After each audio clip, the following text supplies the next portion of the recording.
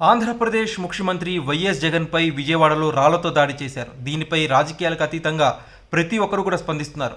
ప్రధానమంత్రి మోదీ, తమిళనాడు ముఖ్యమంత్రి ఎంకే స్టాలిన్, షర్మిల, కేటీఆర్ వీళ్ళందరూ కూడా స్పందించారు. ముందుగా షర్మిల ట్వీట్ చూద్దాం. షర్మిల ఏం ట్వీట్ చేశారంటే, ఈరోజు ఎన్నికల ప్రచారంలో భాగంగా సీఎం జగన్ గారిపై దాడి జరిగి ఎడమ కంటిపైన గాయం కావడం బాధాకరం, దురదృష్టకరం. ఇది ప్రమాదవశాత్తు అయిందని అనుకుంటున్నాం. అలా కాకుండా ఇది ఎవరైనా కావాలని చేసి ఉంటే ప్రతి ఒక్కరూ ఖచ్చితంగా ఖండించాల్సిందే. ప్రజాస్వామ్యంలో హింసకు తావులేదు. హింసను ప్రతి ప్రజాస్వామికవాది ఖండించాల్సిందే. జగన్ గారు త్వరగా కోలుకోవాలని ఆ దేవుని ప్రార్థిస్తున్నట్టు వైఎస్ షర్మిల ట్వీట్ చేశారు.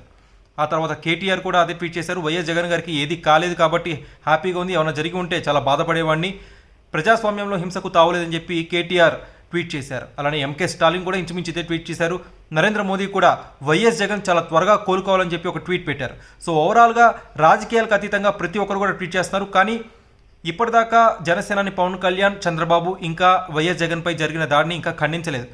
కూటమి పెద్దయిన నరేంద్ర మోడీయే స్పందించారు కాబట్టి మేబీ ఇంకాసేపట్లో పవన్ కళ్యాణ్, చంద్రబాబు కూడా స్పందించే అవకాశం ఉంది. వాళ్ళు కూడా ఈ దాడిని ముందుగా తమ మానవత్వం చాటుకునే దిశగా ఖండిస్తారని చెప్పి అందరూ అనుకుంటున్నారు.